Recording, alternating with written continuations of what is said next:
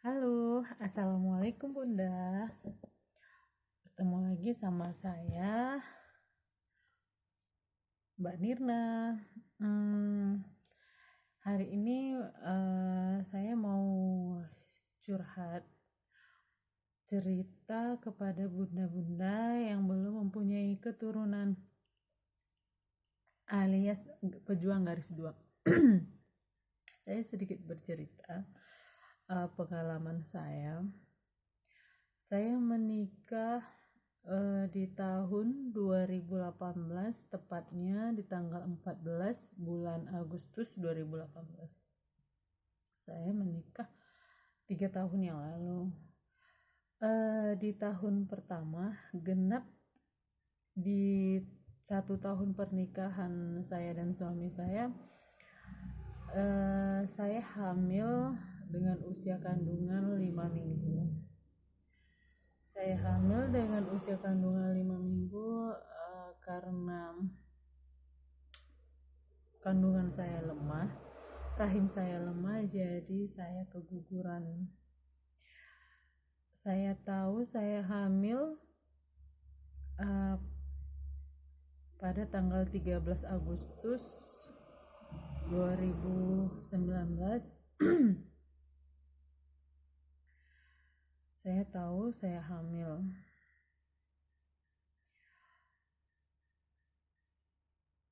Maaf, saya menikah di tahun 2017. Pas 14 Agustus 2017 saya menikah dan saya hamil di tanggal 13, yang saya tahu saya hamil di tanggal 13 Agustus 2018, genap di 1 tahun pernikahan saya dan suami saya.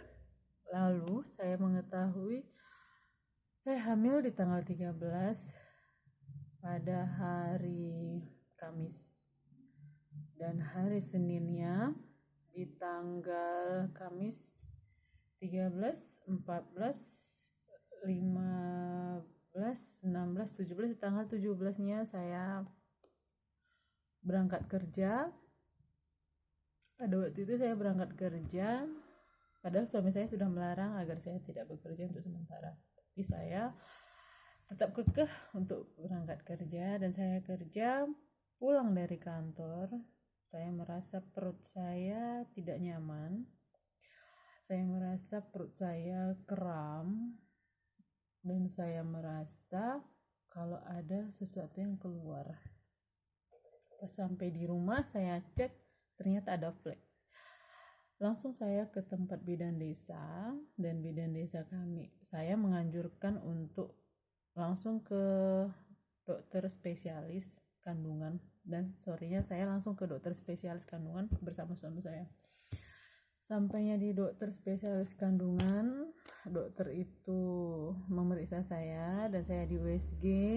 Beliau mengatakan kalau kehamilan saya sudah 5 minggu, tapi waktu itu dia mengatakan kalau rahim saya itu lemah. Lalu beliau mengatakan rahim saya lemah dan janin saya masih ada, tapi sedikit kemungkinan untuk bisa bertahan. Lalu dokter memberikan saya obat vitamin dan penguat rahim. Terus 3 hari kemudian di hari Rabunya saya disuruh bed rest total, istirahat total. Semuanya saya lakukan di kamar. Saya hanya berbaring di kamar, tapi agar membantu untuk mempertahankan janin saya. Tapi Allah berkehendak lain. Pada pagi hari di hari Rabu, saya ke kamar mandi karena waktu itu saya merasa tidak tahan, rasa kram di perut saya. Saya ke kamar mandi dan tiba-tiba keluar gumpalan. Keesokan harinya pada hari Kamis, saya kembali lagi ke rumah sakit menjumpai dokter spesialis itu, dan saya diperiksa, saya di USG, dan dokter itu mengatakan kalau kalau saya sudah keguguran dan janin saya sudah tidak ada lagi.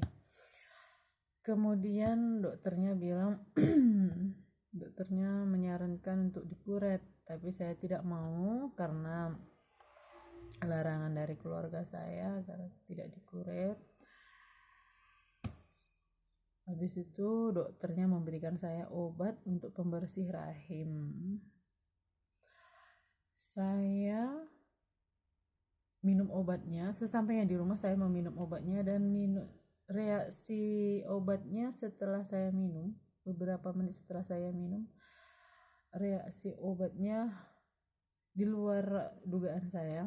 Reaksi obatnya, begitu saya minum 3 menit, reaksi obatnya di perut saya sangat sakit. Rasanya seperti mau datang bulan kram, sembelit di bawah pusat saya, dan saya merasa sangat sakit. Dan mungkin itu karena gimana ya, mungkin karena itu mungkin tergantung dari yang mengkonsumsi.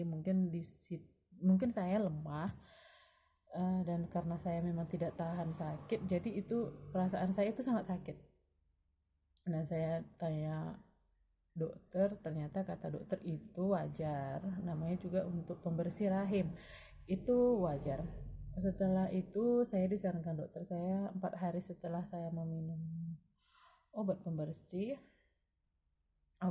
rahim, saya disarankan untuk USG lagi, melihat keadaan rahim saya apa sudah bersih atau belum. Dan 4 hari kemudian saya berangkat ke rumah sakit dan USG, ternyata rahim saya sudah bersih, dan dokter menyarankan agar saya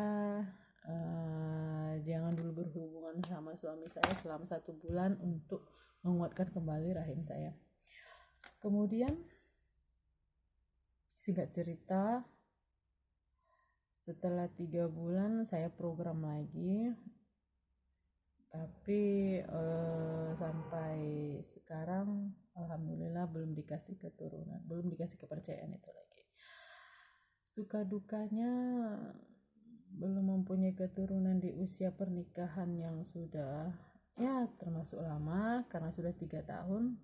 Banyak, nanti saya cerita di part 2. banyak suka dukanya. Mungkin ini ujian dari Allah agar saya dan suami lebih meningkatkan ibadah kepada Allah, karena saya tahu Allah tidak memberi ujian kepada siapa-siapa umatnya yang tidak sanggup untuk mengekalnya. Oke, sekian dulu video cerita-cerita dari saya, curhatan dari saya. Semoga bisa diterima oleh ibu-ibu, oleh bunda-bunda. Saya mengucapkan terima kasih untuk waktunya mendengarkan curhatan-curhatan saya. Jangan lupa di like, comment, and subscribe video saya ini.